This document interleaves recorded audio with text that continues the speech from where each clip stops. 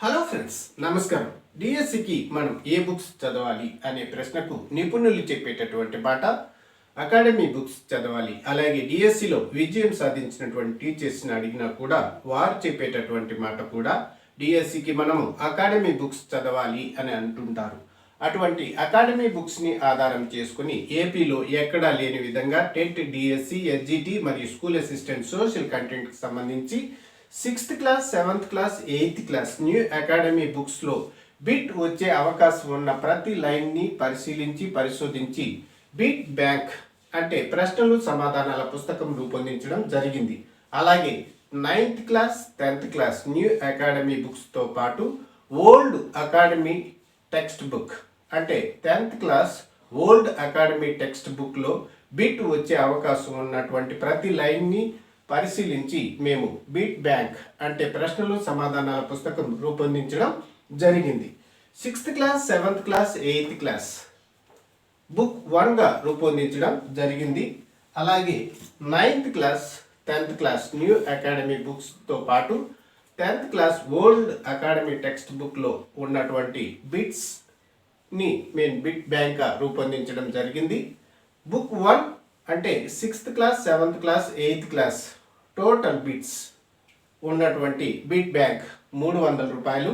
అలాగే 9th class, 10th class new academy బుక్స్లో ఉన్నటువంటి బిట్స్తో పాటు ఓల్డ్ అకాడమీ బుక్లో ఉన్నటువంటి బిట్స్ కూడా మేము బుక్ 2గా రిలీజ్ చేయడం జరిగింది. బుక్ 2 400 రూపాయలు, బుక్ 1, బుక్ 2 రెండు కలిపి 700 రూపాయలు. మీకు కావాల్సిన వారు 9966466776కి లేదా 9850855212కి కాల్ చేసినట్లయితే మేము మీకు పోస్టల్ ద్వారా పంపించడం జరుగుతుంది. పోస్టల్ ఛార్జెస్ అదనంగా ఉంటాయి. మీరు ఈ బుక్స్లో ఉన్నటువంటి వీడియోస్ చూడాలనుకుంటే Kabir Isha spoken English YouTube ఛానల్లో చూడవచ్చు. మీరు బుక్స్ని కొనాలనుకుంటే కబీర్ ఇషా స్పోకెన్ ఇంగ్లీష్ ఛానల్లో ఉన్నటువంటి వీడియోస్ చూసిన తర్వాత కూడా కొనవచ్చు. అలాగే ఇంటర్మీడియట్కి సంబంధించి వీడియోస్ రిలీజ్ చేస్తున్నాము, మీరు ఛానల్లో చూడవచ్చు. అంటే కబీర్ ఇషా స్పోకెన్ ఇంగ్లీష్ ఛానల్లో ఇంటర్మీడియట్ సోషల్ కంటెంట్కి సంబంధించి కూడా మేము వీడియోస్ పెడుతున్నాము, చూడవచ్చు. చూసిన తర్వాత మీరు ఈ బుక్స్ కొనాలనుకుంటే కొనవచ్చు. హలో ఫ్రెండ్స్, నమస్కారం. ఈరోజు మనం 7th క్లాస్ మొదటి అధ్యాయం విశ్వం మరియు భూమి, the universe and the earth గురించి తెలుసుకుందాం. ప్రతిజ్ఞ పైడి మర్రి వెంకట సుబ్బారావు. విశ్వం డాష్ అనే పదం నుంచి ఉద్భవించింది. యూనివర్సం అనే లాటిన్ పదం నుంచి ఉద్భవించింది. యూనివర్సం అనే లాటిన్ పదానికి అర్థం మొత్తం పదార్థం మరియు మొత్తం అంతరిక్షం అని అర్థం. విశ్వం సెకనుకు డాష్ కిలోమీటర్ల మేర విస్తరిస్తున్నది, 70 కిలోమీటర్లు. ఆస్ట్రానమీ లేదా ఖగోళ శాస్త్రం లేదా కాస్మాలజీ అనగా విశ్వాన్ని అధ్యయనం చేసే శాస్త్రం. ఖగోళ శాస్త్రంను రష్యన్ భాషలో ఏమంటారు? కాస్మాలజీ. ఖగోళ శాస్త్రంలో శాస్త్రీయ పరిశోధన ఈ ఖగోళ శాస్త్రవేత్తతో ప్రారంభమైంది, గెలీలియో. టెలిస్కోప్ అనే పరికరాన్ని తయారు చేసిన వాడు గెలీలియో. గెలీలియో డాష్ దేశస్థుడు, ఇటలీ. మహావిస్ఫోటన లేదా బిగ్ బ్యాంగ్ సిద్ధాంతాన్ని మొదట ప్రతిపాదించిన ఖగోళ శాస్త్రవేత్త జార్జెస్ లెమైటర్. ఇతను బెల్జియం దేశస్థుడు. బిగ్ బ్యాంగ్ థియరీని మొదట ప్రతిపాదించిన జార్జెస్ లెమైటర్ డాష్ దేశానికి చెందిన ఖగోళ శాస్త్రవేత్త, బెల్జియం. ప్రస్తుత విశ్వం 13.7 మిలియన్ సంవత్సరాల క్రితం ఒక చిన్న అణువు నుండి ప్రారంభమైందని నమ్మిన వ్యక్తి జార్జెస్ లెమైటర్. జార్జెస్ లెమైటర్ ప్రకారం ప్రస్తుత విశ్వం డాష్ సంవత్సరాల క్రితం ఒక చిన్న అణువు నుండి ప్రారంభమైంది, 13.7 మిలియన్ సంవత్సరాల క్రితం. ఖగోళ శాస్త్రవేత్తల ప్రకారం విశ్వంలో గెలాక్సీలు ఎన్ని? 125 బిలియన్లు. గెలాక్సీ యొక్క ఒక అంచు నుంచి మరొక అంచుకు గల దూరం 1,20,000 కాంతి సంవత్సరాలు. మన సౌర కుటుంబం ఈ గెలాక్సీలో కలదు. పాలపుంత, ద మిల్కీ వే. కాంతి సంవత్సరం అనేది డాష్ దూరాన్ని కొలిచే ఒక ప్రమాణం లేదా కాంతి ఒక సంవత్సరంలో ప్రయాణించగల దూరం. కాంతి సెకనుకు డాష్ కిలోమీటర్ల వేగంతో ప్రయాణిస్తుంది. 3 లక్షల కిలోమీటర్ల వేగంతో.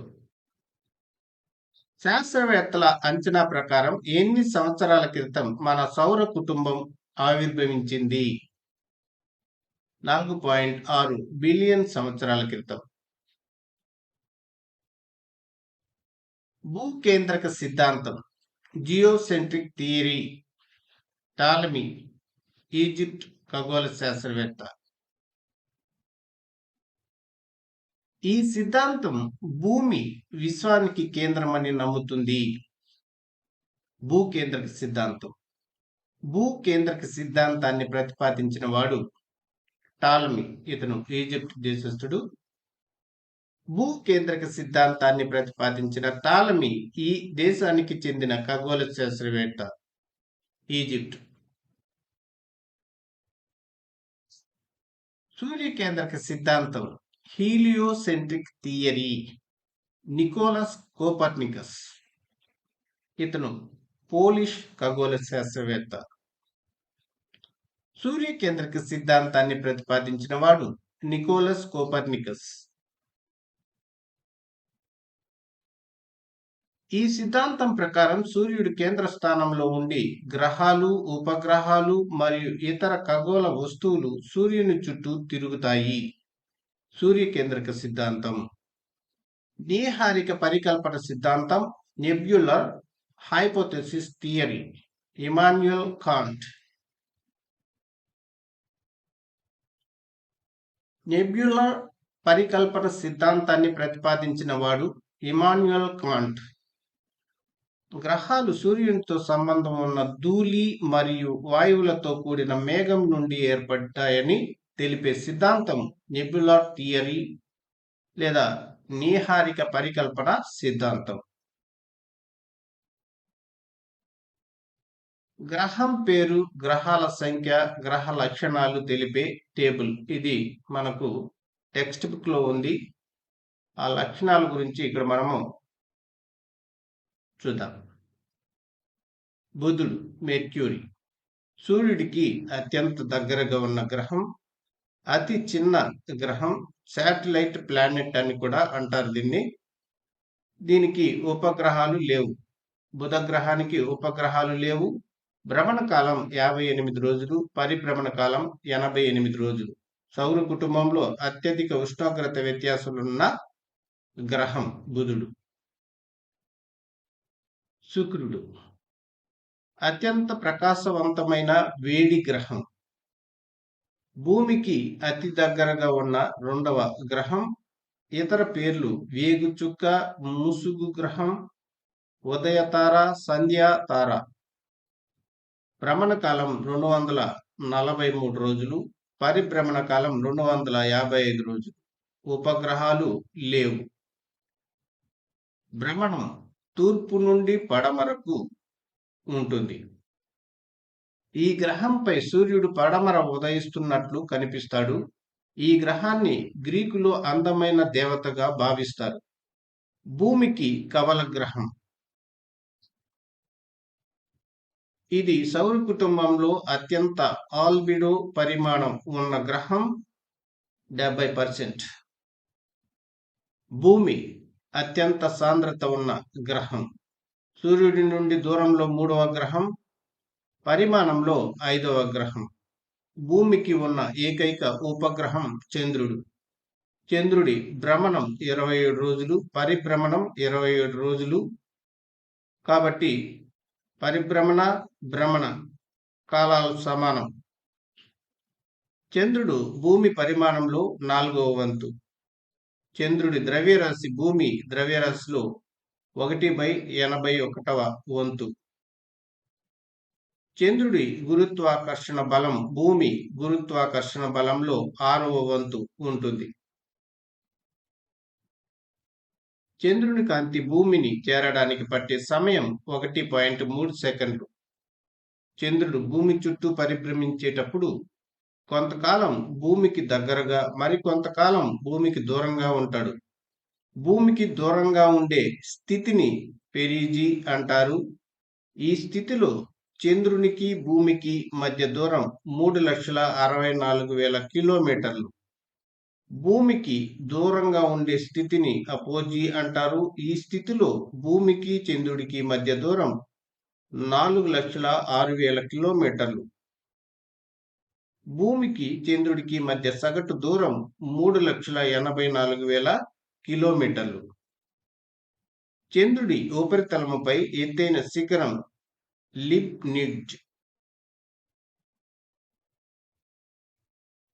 1969 జూలై 21 మొదటిసారిగా చంద్రుడిపైకి వెళ్లిన వారు Neil Armstrong, Edwin Buzz Aldrin, Michael Collins.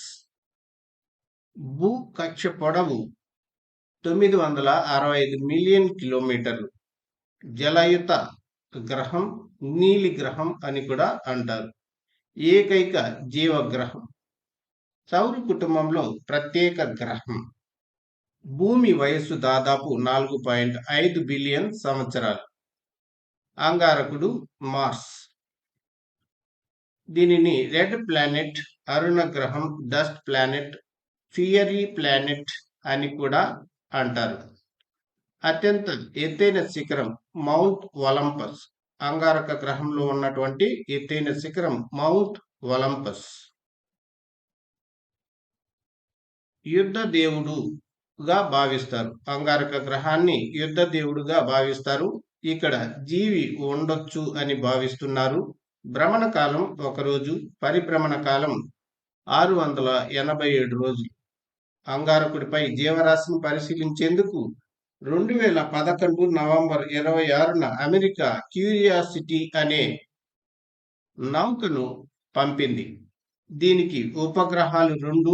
అవి 1 ఫోబస్, 2 డెమోస్. బృహస్పతి లేదా గురుడు లేదా జూపిటర్ అతి పెద్ద గ్రహం, అతి బరువైన గ్రహం, నక్షత్ర గ్రహం అని కూడా అంటారు. అతి తక్కువ ఆత్మ భ్రమణ కాలం ఉన్న గ్రహం 9 గంటల 56 నిమిషాలు మాత్రమే ఆత్మ భ్రమణం. ఈ గ్రహాన్ని ruler of god and heaven అంటారు. అమ్మోనియా, మీథేన్ లాంటి విషపూరిత వాయువులతో ఉంది. అందుకే దీన్ని గ్యాస్ జెయింట్ అంటారు. ఇది ఎర్రటి మచ్చలు ఉన్న గ్రహం. రెండో అత్యధిక ఉపగ్రహాలు ఉన్న గ్రహం అంటే 79 ఉపగ్రహాలు ఉన్నాయి. ముఖ్యమైన ఉపగ్రహాలు గనిమెడ, కాలిస్టో, యూరోఫో, ఈవో. సౌర కుటుంబంలోనే అతి పెద్ద ఉపగ్రహం గనిమెడ. శని, సాటర్న్ గ్రహం. దీనిని సౌర కుటుంబ మణిహారంగా పిలుస్తారు. గాడ్ ఆఫ్ అగ్రికల్చర్ గా పిలుస్తారు. ఎక్కువ ఉపగ్రహాలు ఉన్న గ్రహం 82 ఉపగ్రహాలు ఉన్నాయి. వీటిలో అతి పెద్దది టైటాన్. సౌర కుటుంబంలో అతిపెద్ద రెండో ఉపగ్రహం టైటాన్. ఆరెంజ్ ప్లానెట్ అంటారు. ఈ గ్రహాన్ని క్రూయల్ గోల్డెన్ ప్లానెట్ అని అంటారు. సౌర కుటుంబంలో అత్యంత సాంద్రత ఉన్న గ్రహం ఇంద్రుడు, Uranus. Green planet. God of the sky అని పిలుస్తారు. మీథేన్ వాయువు అధికంగా ఉంటుంది. శుక్రగ్రహం మాదిరిగా తూర్పు నుంచి భ్రమణం చేస్తుంది. ఈ గ్రహంపై అతి దీర్ఘ పగలు, అతి దీర్ఘ రాత్రులు ఏర్పడతాయి. దీని పరిభ్రమణ కాలం 84 సంవత్సరాలు. ఉపగ్రహాల సంఖ్య 27. వీటిలో ముఖ్యమైనవి మిరిందా, ఉమబ్రిల్, ఏరియల్, టిటానియా, వరుణుడు, నెప్టూన్. 165 ఏళ్లలో సూర్యుడు చుట్టూ ఒక పరిభ్రమణాన్ని పూర్తి చేస్తుంది. భ్రమణ కాలం 16 గంటల 7 నిమిషాలు. పరిభ్రమణ కాలం 164 సంవత్సరాలు. ఎన్విరాన్మెంట్ డాష్ పదం నుండి ఏర్పడింది. ఎన్విరోనర్ అనే ఫ్రెంచ్ పదం నుండి ఏర్పడింది. ఎన్విరోనర్ అంటే పొరుగు అని అర్థం. ప్రపంచ పర్యావరణ దినోత్సవం ఈ రోజు జరుపుకుంటారు, జూన్ 5. ప్రపంచ పర్యావరణ దినోత్సవం జూన్ 5న ఎందుకు జరుపుకుంటారు? మన పర్యావరణం గురించి అవగాహన పెంచుకోవడం కోసం United Nations Environment Programme UNEP ద్వారా 1972 జూన్ 5వ తేదీ నుంచి 16వ తేదీ వరకు మానవ పర్యావరణంపై ఐక్యరాజ్య సమితి సమావేశం అయింది.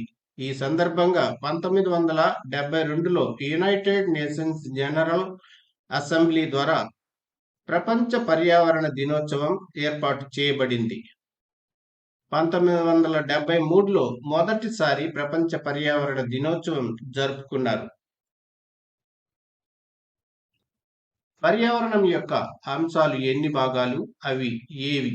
3 భాగాలు. అవి సహజ పర్యావరణం, మానవ పర్యావరణం, మానవ నిర్మిత పర్యావరణం. నీరు, భూమి, గాలి వంటి నిర్జీవులు, జంతువులు, మొక్కలు, కీటకాలు, పక్షులు వంటి సజీవులను డాష్ అంటారు. సహజ పర్యావరణం. భూమి యొక్క సహజ ఆవరణ అంశాలు లేదా పర్యావరణ అంశాలు డాష్. శిలావరణం, జలావరణం, వాతావరణం, జీవావరణం. వాతావరణంలో గల ఆవరణములు లేదా పొరలు ఎన్ని? అవి 5. అవి ట్రోపో ఆవరణము, స్ట్రాటో ఆవరణము, మీసో ఆవరణము, థర్మో ఆవరణము, ఎక్సో ఆవరణము. ట్రోపో ఆవరణం ఇది వాతావరణం అన్ని పొరల కంటే కింద ఉంటుంది. ధృవాల వద్ద 8 కిలోమీటర్లు, భూమధ్య రేఖ వద్ద 18 కిలోమీటర్లు ఎత్తు వరకు విస్తరించి ఉంటుంది. ఈ పొర సగటు ఎత్తు 13 కిలోమీటర్లు. శీతోష్ణ స్థితులు, వర్షపాతం లాంటి వాతావరణ అంశాలన్నీ ఈ ఆవరణలోనే సంభవిస్తాయి. ఈ పొరలో పైకి వెళుతున్న కొద్దీ ఉష్ణోగ్రత తగ్గుతూ ఉంటుంది. దీన్నే సాధారణ క్షీణత క్రమం అంటారు. నీటి బిందువులు ఘనీభవించడం, బాష్పీభవనం చెందడం, ద్రవీభవనం, వర్షపాతం, తుఫాన్లు లాంటివన్నీ ఈ పొరలోనే సంభవిస్తాయి. ప్రతి 165 మీటర్ల ఎత్తుకు 1 డిగ్రీ సెల్సియస్ చొప్పున ఉష్ణోగ్రత తగ్గుతుంది. ట్రోపోపాజ్ ట్రోపోస్పియర్ మరియు స్ట్రాటోస్పియర్లను వేరు చేస్తుంది. స్ట్రాటో ఆవరణం 18 కిలోమీటర్ల నుండి 50 కిలోమీటర్ల ఎత్తు వరకు విస్తరించి ఉంటుంది. దీనిలో మబ్బులు లేకపోవడం వల్ల వర్షం, తుఫాన్లు ఉండవు. కాబట్టి జెట్ విమానాలు ఎగరడానికి ఈ పొర చాలా అనువుగా ఉంటుంది. స్ట్రాటో ఆవరణంలో ఓజోన్ పొర ఉండటం ఒక ముఖ్యమైన అంశం. ఎత్తుకు వెళుతున్న కొద్దీ ఈ ఆవరణంలో ఉష్ణోగ్రతలు తగ్గుతాయి. ఈ పొరలో ఓజోన్ పొర ఉంటుంది. ఓజోన్ పొర యువి కిరణాలను గ్రహిస్తుంది మరియు హానికరమైన రేడియేషన్ నుండి భూమిని రక్షిస్తుంది. స్ట్రాటోపాజ్ స్ట్రాటో ఆవరణము మరియు మీసో ఆవరణమును వేరు చేస్తుంది. మీసో ఆవరణం ఈ ఆవరణం 50 కిలోమీటర్ల నుండి 80 కిలోమీటర్ల ఎత్తు వరకు ఉంటుంది. విశ్వంలోని ఉల్కలు ఈ ఆవరణంలోకి ప్రవేశించగానే కాలిపోతాయి. ఎత్తు పెరుగుతున్న కొద్దీ ఈ ఆవరణంలోని ఉష్ణోగ్రతలు తగ్గుతాయి. మీసోపాజ్, మీసోస్పియర్ మరియు థర్మోస్పియర్లను వేరు చేస్తుంది. థర్మో ఆవరణం. ఈ ఆవరణం 80 నుండి 400 కిలోమీటర్ల వరకు ఉంటుంది. దీనిలో ఎత్తుకు వెళుతున్న కొద్దీ ఉష్ణోగ్రతలు వేగంగా పడిపోతుంటాయి. ఈ పొరలో అయాన్లు అనే విద్యుదావేశం ఉండే కణాలు ఉంటాయి.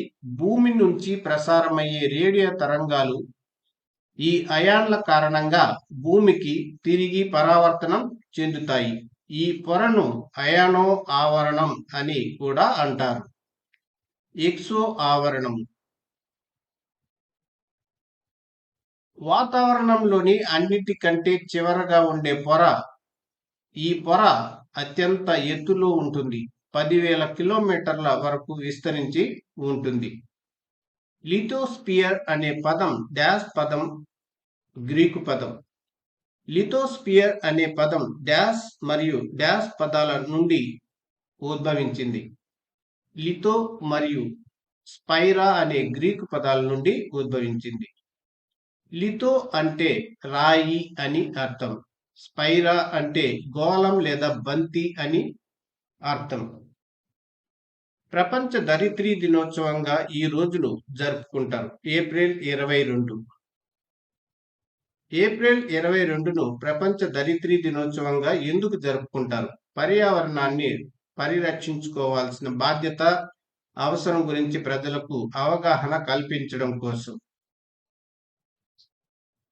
ప్రతి సంవత్సరం ఈ డేని ఉద్దేశిస్తూ ఓ థీమ్ చేస్తారు. 2024వ సంవత్సరంలో దీని theme planet versus plastic. Single use plastic వాడకాన్ని అంతం చేయడం, దాని ప్రత్యామ్నాయాల కోసం అన్వేషణపై దృష్టి పెట్టడం. 2023వ సంవత్సరం థీమ్ మన గ్రహంలో పెట్టుబడి పెట్టండి.